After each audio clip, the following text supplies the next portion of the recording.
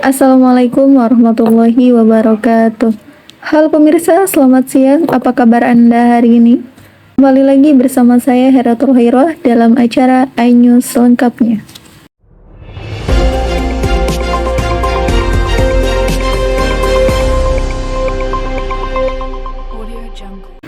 Baik pemirsa, mata kuliah Teknik Reportase dan Investigasi Berita di minggu ketiga telah dilakukan, di mana di minggu ini dosen menjelaskan tentang informasi dan interview dalam reportase, di mana informasi dan interview dalam reportase tersebut harus memenuhi dua kompetensi. Yang pertama ada standar kompetensi, yang artinya adalah memahami teknik interview, reportase, dan liputan, serta melakukan persiapan praktek sesuai dengan kaidah sinematografi. Yang kedua ada kompetensi dasar, yang berarti memahami teknik interview, reportase, dan liputan, serta melakukan persiapan praktek. Kemudian selanjutnya dosen menjelaskan tentang wawancara. Wawancara adalah proses pencarian data berupa pendapat atau pandangan atau pengamatan seseorang yang akan digunakan sebagai salah satu penulisan karya jurnalistik. Dari wawancara tersebut, sebuah berita didapat dan dilaporkan kepada masyarakat. Sedangkan reportase yaitu memiliki ruang lingkup yang lebih jauh, luas daripada wawancara. Interview adalah wawancara atau teknik wawancara yang dilakukan oleh seorang penanya atau reporter kepada seorang narasumber yang membahas tentang suatu topik permasalahan. Reportase dapat dilakukan atau proses interview dapat berlangsung dengan melibatkan tiga hal. Yang pertama, harus ada reporter atau wartawan atau interviewer. Yang kedua, harus ada narasumber. Yang ketiga, harus ada kameramen. Dalam membuat berita, hendaknya harus mengandung unsur 5W plus 1H. Yang pertama ada what. What itu artinya peristiwa apa yang sedang terjadi. Yang kedua ada who. Who itu siapa? Maksudnya, siapa yang membuat peristiwa tersebut. Yang ketiga ada when, yaitu kapan. Kapan peristiwa itu terjadi. Yang ketiga ada where. Where yaitu di mana peristiwa tersebut terjadi. Dan yang kelima ada why. Why itu artinya mengapa peristiwa itu dapat terjadi. Dan yang terakhir ada how. How yaitu bagaimana peristiwa itu terjadi. Dalam melakukan wawancara, reporter harus menyiapkan beberapa hal. Yang pertama, mengumpulkan data selengkap mungkin tentang tokoh yang akan diwawancarai. Yang kedua adalah membuat susunan dan seleksi daftar pertanyaan yang akan dipertanyakan. Yang ketiga adalah menggunakan bahasa yang baik dan benar serta dapat dimengerti. Yang keempat adalah menyimak baik-baik jawaban dari narasumber yang ditanyakan. Yang kelima adalah usahakan agar narasumber santai dengan memberikan jawabannya. Yang keenam adalah menyimpan pertanyaan kejutan yang merupakan pertanyaan andalan seorang reporter kepada narasumber. Dan yang ketujuh adalah jika narasumber menjawab dengan bertele-tele atau tidak masuk akal, maka ajukanlah reporter dengan pertanyaan lain untuk memotong jawaban yang tidak masuk akal. 8. Jika narasumber menjawab dengan kata-kata yang sangat pendek dan tidak memuaskan, maka seorang reporter harus menanyakan dengan apa maksud dari jawaban tersebut. Seorang reporter harus mempersiapkan hal-hal tersebut sebelum melakukan wawancara. Yang pertama harus menguasai masalah, yang kedua menentukan arah permasalahan, yang ketiga menentukan narasumber, yang keempat mengenali sifat narasumber, yang kelima membuat janji wawancara kepada narasumber, yang keenam menyiapkan draft pertanyaan kepada narasumber atau untuk narasumber, dan yang keenam adalah menyiapkan mental.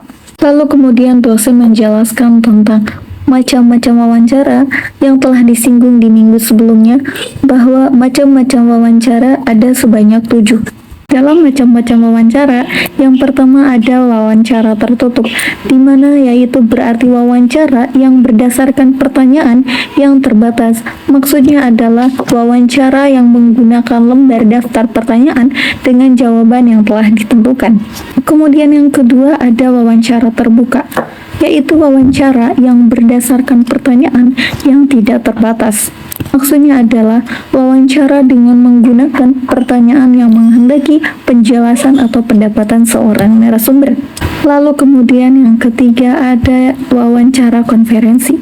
Wawancara konferensi adalah wawancara resmi yang waktu dan tempatnya telah ditentukan atau telah dipersiapkan dan menghadirkan banyak responden. Lalu kemudian selanjutnya ada wawancara kelompok, di mana wawancara kelompok ini berarti wawancara yang dilakukan suatu kelompok yang terdiri dari beberapa orang kepada satu objek narasumber. Lalu kemudian selanjutnya ada wawancara individual. Wawancara individual adalah wawancara yang dilakukan oleh seorang wawancara dengan seorang narasumber, di mana wawancara ini hanya membutuhkan satu narasumber dan satu wawancara. Lalu kemudian ada wawancara terpimpin. Wawancara terpimpin adalah wawancara yang dilakukan kepada pemimpin atau suatu organisasi atau lembaga yang bersangkutan dengan suatu masalah. Dan selanjutnya ada wawancara bebas. Wawancara bebas adalah wawancara seorang reporter menanyakan hal apa saja kepada narasumber. Kemudian dosen berlanjut dengan menjelaskan tentang bentuk-bentuk wawancara. Yang pertama ada wawancara sosok pribadi atau personal interview. Adalah wawancara untuk mengenal pribadi seorang yang memiliki nilai berita dan hasilnya biasanya berupa profil narasumber yang diwawancarai. Dan yang kedua ada wawancara berita atau news interview, di mana news interview ini adalah wawancara yang berkaitan dengan sebuah peristiwa yang sudah direncanakan. Kemudian ada wawancara jalanan atau man in the street interview, di mana wawancara yang dilakukan untuk mengumpulkan beberapa pendapat orang mengenai suatu peristiwa. Lalu selanjutnya ada wawancara sambil lalu atau casual interview, di mana wawancara ini bersifat mendadak. Dan dalam hal ini, seorang wartawan meminta informasi kepada saksi pada kejadian atau peristiwa, di mana wartawan merasa narasumber tersebut memiliki informasi yang didapat dan disampaikan kepada halayak. Lalu kemudian ada wawancara telepon atau telepon interview. Adalah wawancara yang dilakukan via telepon, di mana wawancara yang dilakukan via telepon sang narasumber memiliki kecakapan untuk menjelaskan liputan yang sedang dibuat. Lalu kemudian ada wawancara tertulis atau written interview. Biasanya dilakukan sang pewawancara sudah mengalami jalan buntu dan tak dapat bertemu dengan sang narasumber. Lalu yang terakhir ada wawancara kelompok atau discussion interview, di mana wawancara tersebut dilakukan terhadap beberapa orang sekaligus untuk menyikapi suatu persoalan atau permasalahan. Dosen berlanjut menjelaskan tentang reportase. Reportase adalah pemberitaan atau kegiatan meliput, mengumpulkan berbagai macam fakta, informasi tentang berbagai unsur berita dari berbagai sumber atau narasumber, kemudian ditulis atau dilaporkan kembali dalam bentuk berita. Dalam berdasarkan tugasnya, seorang reporter dapat dibedakan menjadi dua. Yang pertama ada reporter lapangan, di mana reporter lapangan ini bertugas mengumpulkan informasi atau berita tentang suatu topik atau permasalahan. Dua ada reportase untuk di televisi, di mana reportase untuk di televisi ini adalah bertugas melakukan reportase dan melaporkan pada pemirsa TV di rumah di hadapan kamera. Dalam teknik reportase ada beberapa hal yang harus diperhatikan. Yang pertama, mulailah dengan menyebutkan peristiwa dan tempat kejadian tersebut.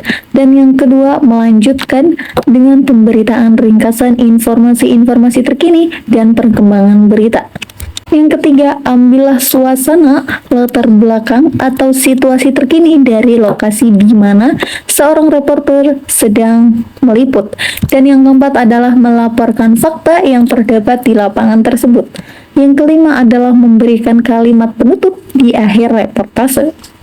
Dalam menyiarkan berita, seorang reporter dapat dibedakan menjadi beberapa jenis.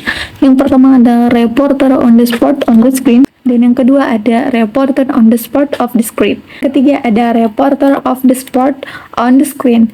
Dan yang keempat ada reporter of the spot of the screen. Lalu kemudian dosen lanjutkan dengan menjelaskan jenis-jenis informasi. Yang pertama ada berita atau news. Berita atau news adalah suatu laporan cerita dari suatu kejadian penting yang bisa menarik perhatian umum. Sedangkan yang kedua ada editorial atau tajuk, yaitu informasi yang sudah menjadi berita, namun kemudian diberi tanggapan atau dibahas lebih lanjut lagi dan diberi opini oleh pemimpin redaksi. Lalu yang ketiga ada infotainment, yaitu informasi yang mengandung gosip, mengalami pengembangan atau pengolahan menurut versi reporter. Yang keempat ada press release. Press release yaitu informasi yang telah menjadi berita yang dikeluarkan oleh humas atau hubungan masyarakat suatu institusi atau lembaga atau perusahaan.